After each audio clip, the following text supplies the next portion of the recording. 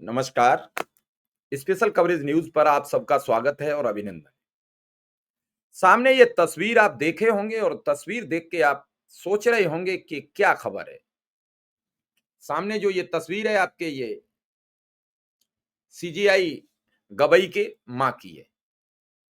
पीछे संघ के लोग हैं जो प्रणाम कर रहे हैं, ध्वज प्रणाम कर रहे हैं। और ये तस्वीर देखकर आप सोच रहे हैं कि क्या है। बाकिया ऐसा है कि आरएसएस को बड़ा झटका दिया है सीजीआई की मां ने। आरएसएस एक प्रोग्राम कर रहा था, उस प्रोग्राम में गवई की मां को चीफ गेस्ट रखा। उस चीफ गेस्ट के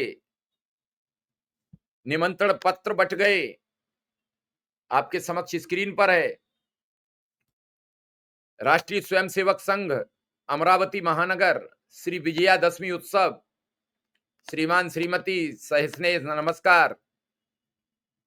मुख्य अतिथि के तौर पर अगर आप देखेंगे तो यहाँ है माननीय डॉक्टर कमलताई गबई, जे नंद कुमार जी प्रमुख वक्ता हैं। त्रयोदशी रविवार 5 अक्टूबर को यह प्रोग्राम होना था। अब इस प्रोग्राम में ताई ने जाने से इनकार कर दिया। पिछले 3 दिन से इस पर उहापोह मची है। कोई हाँ का पत्र लेके आ जाता है, कोई ना का पत्र लेके आ जाता है। कल आरएसएस ने उनके छोटे बेटे से एक बयान दिलवा दिया और उस बयान के बाद फिर आरएसएस समर्थक पत्रकारों का लेवल चौड़ा हो गया और कूद कूद कर कहने लगे किस तरीके से इन यूट्यूबरों ने एक खबर चला दी कि ताई नहीं जाएंगी, बदनाम करने का।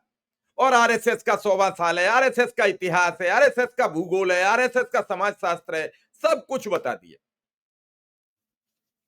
उस आरएसएस के प्रोग्राम को आज साफ खबरें आ गई और सही बातें सामने आई तो फिर नजर आया कि आरएसएस के कार्यक्रम में नहीं जाएंगी सीजीआई की मां। अब कोई बात बची नहीं, सब क्लियर हो गया, एकदम साफ हो गया। उसके बाद अगली खबर आ गई कि नहीं जाऊंगी आरएसएस के कार्यक्रम में। अब वो सीजीआई गबई के मां ने आमंत्रण ठुकराया और वजह भी बताई। ऐसा नहीं है कि उन्होंने वजह न बताई है। न भारत टाइम्स की खबर है, भारत के मुख्य न्यायाधीश बीआर गवई की मां कमलताई गवई ने आरएसएस के शताब्दी कार्यक्रम में मुख्य अतिथि का आमंत्रण ठुकरा दिया है। उन्होंने आरोपों और बदनामी के कारण कार्यक्रम में शामिल ना होने का फैसला किया है। कमलताई गवई ने यह बात एक खुले पत्र में बताई है। 5 अक्टूबर के कार्यक्रम के लिए उन्होंने अपनी सभी को शुभकामनाएं दी। दूध का दूध, पानी का पानी हो गया, कोई बात छिपी हुई नहीं रह गई। खबर आपके समक्ष स्क्रीन पर है। ताई आरएसएस के कार्यक्रम में क्यों नहीं होंगी शामिल? कमलताई गवई ने एक खुले पत्र में कहा कि कुछ लोगों ने उन्हें 5 अक्टूबर के कार्यक्रम में आमंत्रित किया था। जैसे ही कार्यक्रम की खबर प्रकाशित हुई, कई लोगों ने ना केवल मुझ पर, दिवंगत दादा साहिब गवई, उनके पति, बिहार के पूर्व राज्यपाल आरएस गवई पर भी आरोप लगाना और आलोचना करना शुरू कर दिया। आपको बता दें कि CGI chief justice of India Gavai साहब के पिता आरएस गवई बिहार के पूर्व राज्यपाल रहे हैं, जो ताई के पति हैं। और जब वो बिहार के पूर्व राज्यपाल रहे तो निश्चित रूप से वो कांग्रेस के कारण रहे होंगे। और जब वो रहे हैं तो उन पर अंबेडकर विचारधारा को रखने के कारण उन पर आरोप लगने लगे।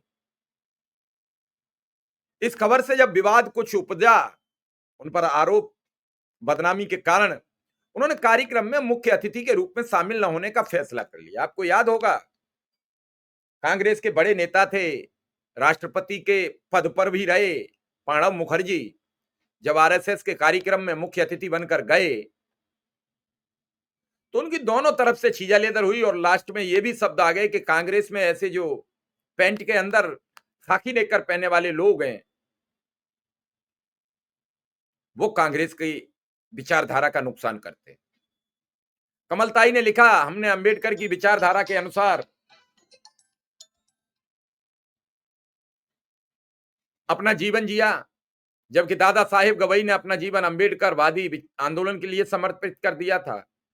विभिन्न विचारधाराओं वाले मंच पर अपनी विचारधारा साझा करना भी महत्वपूर्ण है, जिसके लिए साहस की आवश्यकता होती है। ताई ने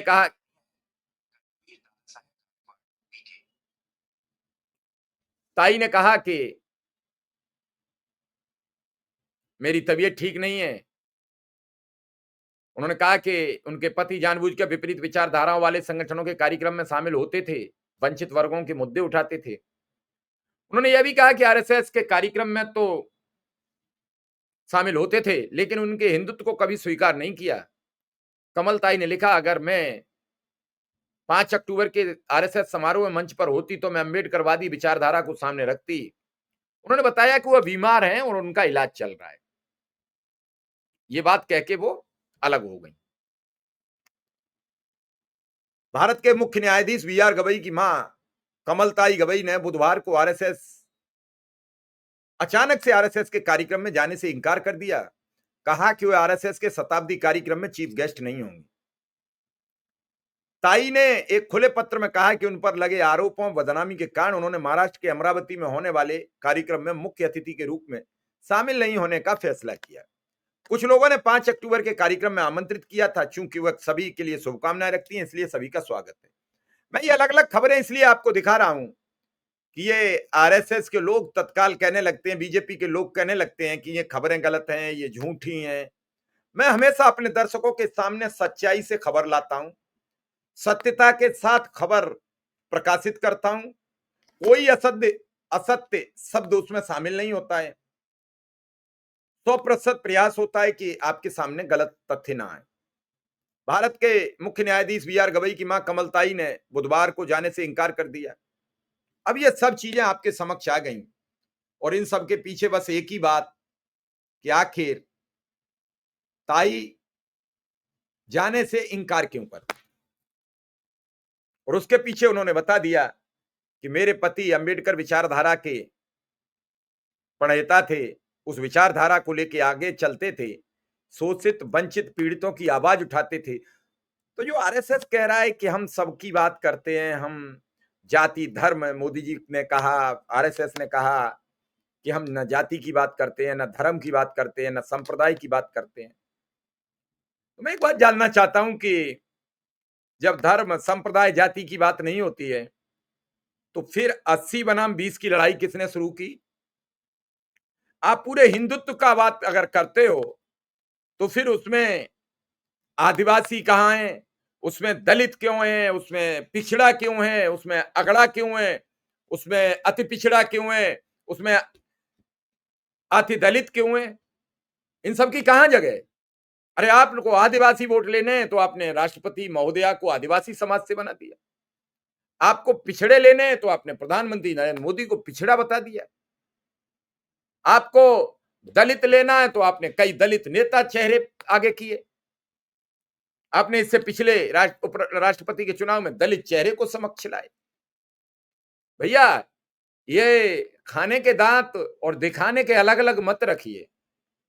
बिल्कुल साफ साफ बताइए कि हम केवल सत्ता के लिए धर्म, समाज, संप्रदाय, इन सब चीजों को आंकते हैं। सत्ता हमें दे दीजिए, उसके बाद आपका क्या होगा, उस हिंदुत्व का क्या होगा, हिंदू कहां कहां का खतरे में रहेगा, ये आप तय कीजिए। हमारा काम है सत्ता में बैठकर आपको खतरे के भय से अवगत कराकर आपका वोट लेना, और उस खतरे को तब तक अवगत कराते रहेंगे, तब तक आप तक पहुंचाते रहेंगे खतरा, जब तक कि आपका अपना वोट, अमूल्य कीमती मत आप हमारे हैंड ओवर न कर दो। फिर 5 साल तक आपका क्या होगा, आपके बच्चे का रोजगार क्या होगा, महंगाई की मार का क्या होगा, डीजल पेट्रोल की कीमत का क्या होगा, डॉलर की कीमत का क्या होगा, इससे मेरा कोई लेना देना नहीं। जीएसटी हम ही लागू करेंगे, हम ही हटाएंगे और उसका दोनों बार उत्सव मनाएंगे, एक बार बचत उत्सव मनाएंगे, एक बार लूट उत्सव मनाएंगे, एक बार हार उत्सव मनाएंगे, एक बार जीत उत्सव मनाएंगे, एक बार कोई और उत्सव मनाएंगे, केवल सत्ता हमें दे दीजिए। अब साहिब ये बताइए कि गुणा गणित सब आप ही को आता है, जनता आपके बहकावे में कब तक रहेगी? आप मंच पर जाके कहते हो बिहार में लोगों ने बिहार लूटा। भैया 20 साल में लुटे हुए बिहारी अभी तक वापस नहीं कर पाए। 11 साल से घुसपैठिए भारत में नहीं ढूंढ पाए। अभी एक वक्तव्य में कहीं देख रहा था, एक मैसेज आ रहा था भागवत जी का, वो मैसेज एनडीटीवी ने बड़े जोरदार तरीके से छापा है। राष्ट्रीय स्वयंसेवक संघ यानी आरएसएस प्रमुख मोहन भागवत ने बृहस्पतिवार को आरएसएस की वार्षिक विजयादशमी रैली को संबोधित किया। उन्होंने कहा, पड़ोस में अशांति अच्छा संकेत नहीं है। श्रीलंका, बांग्लादेश, नेपाल में जनाक्रोश के हिंसक विस्फोट के कारण सत्ता परिवर्तन हमारे लिए चिंता का विषय है। भारत में ऐसी अशांति पैदा करने की चाह रखने वाली ताकतें हमारे अंदर और बाहर दोनों जगह सक्रिय है। खतरा बता दिया है सत्ता वालों को, सत्ता वाले समझें, आगाह कर दिया है मोहन भागवत जी ने। उन्होंने आगाह किया था 75 वर्ष को लेकर उनकी कुर्सी पर खतरा आ गया तो 75 वर्ष से वो दूर चले गए। अब मतलब की राजनीति, मतलब से स्वीकारोक्ति, ये सब नहीं चलेगा। अब देश का जनमानस जाग चुका है। अगर बिहार में सत्ता परिवर्तन का खेल शुरू हो गया तो फिर भाजपा का ये गेम बजना शुरू हो जाएगा। और बिहार में अगर सत्ता इतने पर भी भारतीय जनता पार्टी रिवर्ट करती है, एनडीए रिवर्ट करता है, तो इंडिया गठबंधन फिर कमजोर पड़ेगा। उसे रणनीति बदलनी पड़ेगी, उसे अपना सिस्टम बदलना पड़ेगा, उसे दूसरे तरीके से तैयारी करनी पड़ेगी। कांग्रेस अपनी कार्यशैली बदलने को राजी नहीं है, कांग्रेस अपने सिस्टम को जमीन पर उतारने को राजी नहीं है। तो कहीं ना कहीं क्या दोनों का आपसी सहमति है कि तुम इतने दिन चला लो, हमने इतने दिन चला लिया, तुम इतने दिन चला लो, इतने दिन फिर हम चला लेंगे। तो जनता को यह भी समझने की जरूरत है, तो क्या फिर नई शक्तियों का पदार्पण करना पड़ेगा?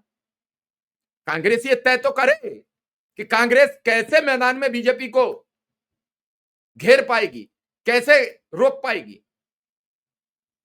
वोट चोरी के साथ साथ बेरोजगारी भी तो मुद्दा है, महंगाई भी तो मुद्दा है, डॉलर की बढ़ती कीमतें भी तो मुद्दा है, विदेशी सीमाएं भी तो मुद्दा है, देश में आंतरिक गतिरोध भी तो मुद्दे हैं। इन मुद्दों पर कांग्रेस का कोई नेता पकड़ बनाता क्यों नहीं? और कांग्रेस के जो छत्रप हैं, जिनका विरोध होता है, जिन मुद्दों को लेकर कांग्रेस जमीन पर जाती थी, उन मुद्दों को भाजपा जाने लगी।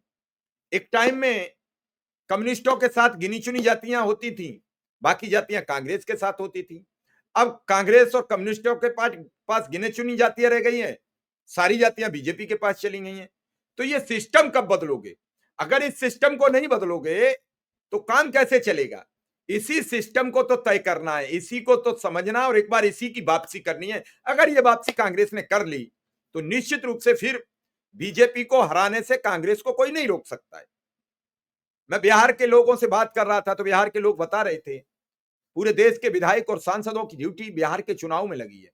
अब आप सोचिए, अगर एक विधानसभा में 5 सांसद 25 विधायक लगे हों बाहर से, चुनाव कौन उन्हें जीतने से रोकेगा? हर गांव में जाएंगे, सांसद विधायक अपनी एक कैपेसिटी होती है, उससे कुछ भी उन्हें कह देगा, बोल देगा सरकार आएगी तो हम जिम्मेदारी लेते हैं। ये सब चीजें कांग्रेस, आरजेडी, समाजवादी पार्टी कब समझेगी? जमीन पर चुनाव कैसे लड़ा जाए? यही मैं बार बार सबको समझाने का प्रयास करता हूं कि विपक्ष के पास एक भूमिका तो है, लेकिन भूमिका को शक्ल में परिवर्तित करने वाली टीम नहीं है।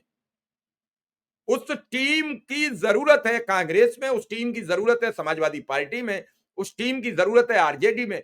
अगर ये टीम आ गई तो फिर चुनाव बीजेपी को हराने से कोई रोक भी नहीं सकता।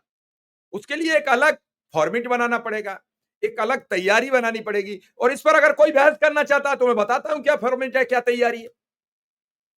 फॉर्मेट के बिना कुछ नहीं होता है।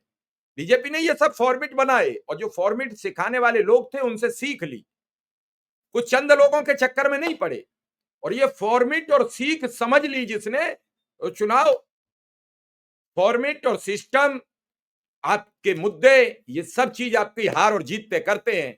तो फिलहाल आरएसएस के कार्यक्रम में सीजीआई की मां नहीं आएंगी और ये आरएसएस के लिए बड़ा झटका है।